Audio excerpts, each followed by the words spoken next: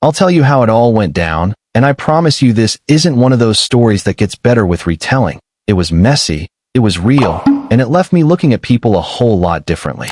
It started the morning a stranger in a black vest stepped up on my porch without knocking, clipboard in one hand and a pistol on his hip like he was in some kind of action movie. He didn't even say hello, just looked at me like I was trespassing on my own land and said, "Under Municipal Code 14, we're authorized to inspect your barn for unauthorized expansion."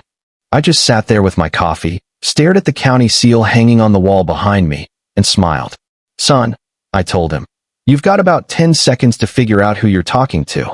And that was the moment things really began, because what he didn't know was that I wasn't just some rancher fixing up fences.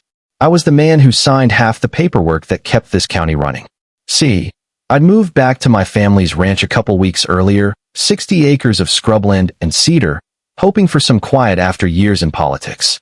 My plan was simple: fix up the barn, plant a little corn, maybe spend more mornings rocking on the porch than rushing into meetings. But instead of peace, I ran straight into the most persistent nuisance I'd ever met. The neighborhood association, led by a woman named Beverly Crane.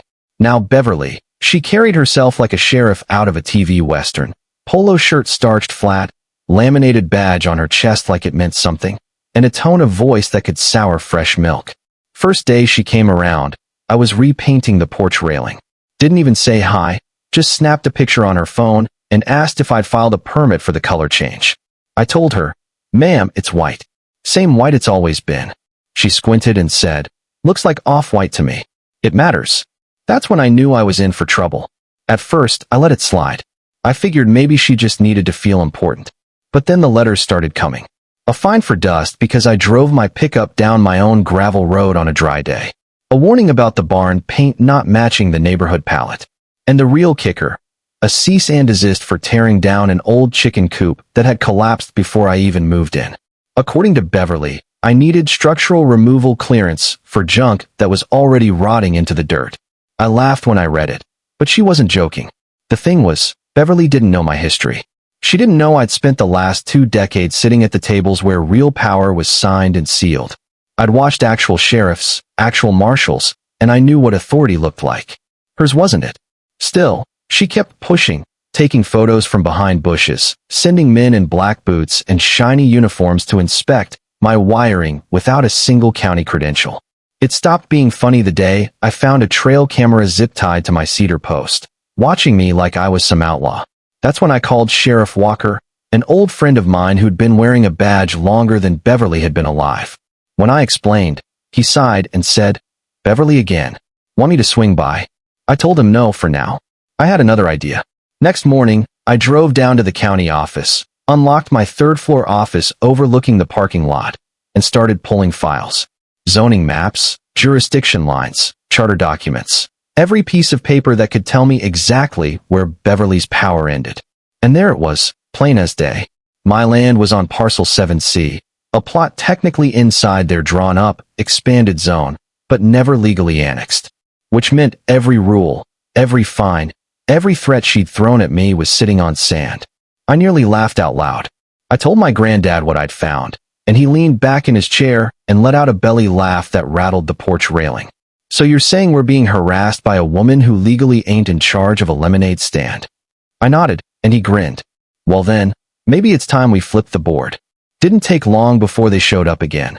3 of them this time, tactical vests, radios, utility belts jingling like they were raiding a drug den. Beverly sat smug in a golf cart down the road, arms crossed like a general watching her troops march off. One of them puffed his chest and said they were there to inspect my barn for immediate code compliance. No warrant, no ID, just nerve. That's when I stepped off the porch, coffee still in hand, county badge glinting in the morning sun behind me, and said, "You're on private property without authority and without a clue. Unless you've got a badge that outranks mine, I suggest you back that truck up." You should have seen their faces, confusion, panic, like the ground had shifted under them. Beverly's grin twitched for the first time, and right then, I dialed Walker. He answered. I just said, "They're here." 5 minutes later, his cruiser rolled up the dirt road, quiet but unmistakable. He stepped out slow, adjusted his belt, looked those wannabe enforcers up and down, and said, "Afternoon, gentlemen. You aware this here's Commissioner Dalton's land?" They froze. "Commissioner," one of them stammered. Walker nodded toward me. "Elected 6 months ago. This is his property, and you're trespassing without lawful authority." Beverly tried to argue, her voice climbing an octave about jurisdiction and community safety, but Walker cut her off. "You don't get to invent your own police force. You've got about 1 minute of ground to stand on, and I'd use it to walk away." She stormed back to her cart, furious, but the show was over. That was the turning point. I filed for a formal audit of the association, and when the county lawyers dug in, the whole rotten structure started crumbling.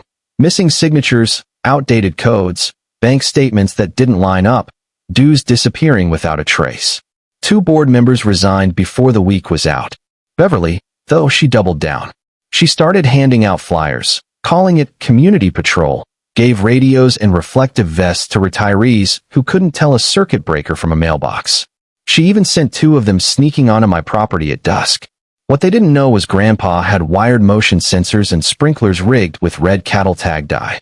They tripped the alarm, got sprayed head to toe, and ran off looking like they'd been caught in a paintball massacre. I watched from the porch with a glass of sweet tea, didn't even raise my voice. She wasn't done, though. Filed a lawsuit accusing me of harassment, claimed I was abusing my office. I let it go to court. Her lawyer tried painting me as a bully, but the judge wasn't buying it. Not after seeing the audit records, the missing funds, and hearing Walker's statement about her fake officers. The case was thrown out, and worse for Beverly, the judge ordered a state investigation into her association. That was the nail in the coffin. The state audit uncovered what we already suspected: money unaccounted for, enforcement protocols never notarized, whole sections of authority made up out of thin air. The association lost its license. Couldn't fine anyone, couldn't collect dues. The neighborhood voted, and just like that, the HOA was dissolved. A few days later, I saw a moving truck in front of Beverly's house. She didn't scream, didn't threaten, just loaded into an SUV and drove away, looking smaller than I'd ever seen her. Now the hollow feels different. People smile more. Kids ride their bikes without worrying about getting a citation for chalk on the driveway. A man painted his shed neon green, and folks actually laughed about it, instead of calling a hotline. Me and Grandpa finished the barn, hung a new swing out front, and every evening we sit there watching the sun spill across the fields. He nudged me one night and said, "For a man who just wanted quiet, you sure stirred up the dust." And I told him, sometimes peace doesn't just happen, you've got to fight for it. That's my story. I didn't want a war with a neighborhood association, but when someone mistakes fear for authority, you either let them run over you or you remind them where the line is. I chose the second. So here's what I want to ask you. Was I right to fight back the way I did? Or should I have just kept my head down and avoided the whole mess? Do you think HOAs are a necessary evil, or just power trips waiting to happen? Drop your thoughts down below. I'll be reading every comment. And don't forget to share this with someone who's dealt with their own nosy neighbor or overreaching board. Let's hear your stories too.